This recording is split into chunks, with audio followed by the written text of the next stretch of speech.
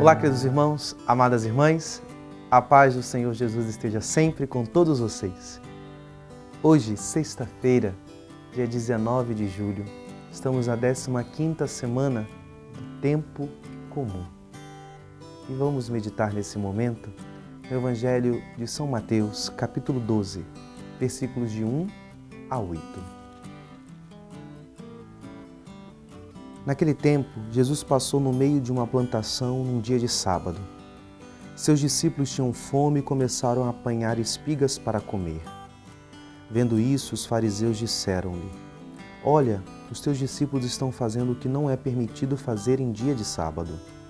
Jesus respondeu-lhes: "Nunca lestes o que fez Davi quando ele e seus companheiros sentiram fome? Como entrou na casa de Deus e todos comeram os pães da oferenda que nem a ele nem a seus companheiros era permitido comer, mas unicamente aos sacerdotes? Ou nunca lestes na lei que em dia de sábado no templo os sacerdotes violam o sábado sem contrair culpa alguma? Ora, eu vos digo, aqui está quem é maior do que o templo. Se tivesseis compreendido o que significa quero a misericórdia e não o sacrifício, não terias condenado os inocentes. De fato, o Filho do Homem é Senhor do sábado."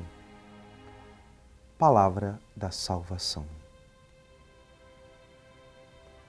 No Evangelho de hoje, nós temos esse momento que aconteceu diversas vezes no ministério de Jesus. Jesus, ele sofreu muitos questionamentos, ele recebeu críticas, principalmente daqueles que eram as referências religiosas do seu tempo. Nós temos aqui hoje os fariseus, que criticavam a violação, no caso dos discípulos de Jesus, do Sabá. O Sabá, o dia sagrado dos judeus, nesse dia o judeu não pode ter nenhum trabalho, não ter nenhum ofício. Esse dia ele tem que estar totalmente para o Senhor. E os discípulos estavam ali colhendo coisas porque estavam com fome. E aí Jesus recebe críticas. Contudo, na verdade, o nosso Senhor aqui, ele esclarece, porque qual é a grande crítica que Jesus responde, que Jesus faz também aos fariseus? Que aqueles homens, eles tinham passado de uma vivência da aliança com Deus, da comunhão com Deus, somente para um cumprimento de normas, para um legalismo. E, na verdade, a lei, todo o ordenamento que Deus fez no Antigo Testamento, que é sinal da aliança, é para uma vida de comunhão com o Senhor, uma vida de unidade com Deus. E aqueles homens somente estavam vivendo a sua fé no cumprimento frio de normas. Tinha se perdido a realidade da intimidade com o Senhor. E aqui que o Senhor traz essa frase: "Eu quero a misericórdia, mais que o sacrifício." Porque a misericórdia se dá no encontro com Deus. A misericórdia se dá nessa realidade profunda. E, de fato, uma realidade de penúria. Os discípulos estavam com fome. O que seria mais santo?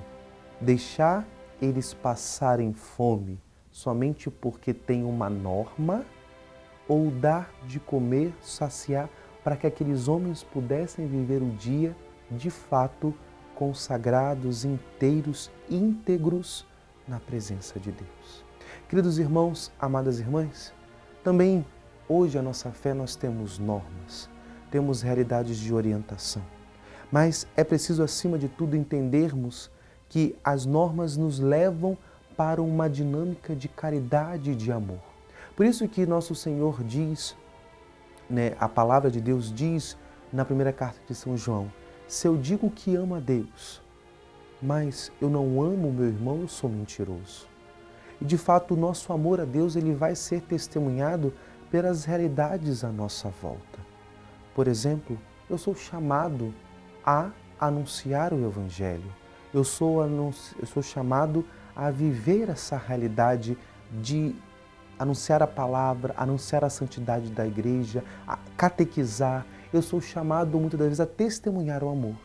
Mas se eu vejo um irmão, muitas das vezes, com fome, se eu vejo uma pessoa desnuda, se eu vejo uma realidade material na minha frente, Primeiro eu sou chamado a atender isso para que, por meio disso, eu possa levar aquela pessoa a um convencimento de fé. Eu, muitas das vezes, também posso olhar realidades à minha volta e ver realidades contrastantes contra os valores da minha fé, mas por caridade eu sou chamado a ter respeito, diálogo, sem abandonar os meus princípios. Mas os meus princípios não levam ninguém a condenar ninguém. Eu não sou juiz de ninguém. Eu posso permanecer nos meus princípios de fé, mas também ter uma postura de diálogo, de vínculo com o outro, para testemunhar, acima de tudo, a realidade essencial dos meus princípios.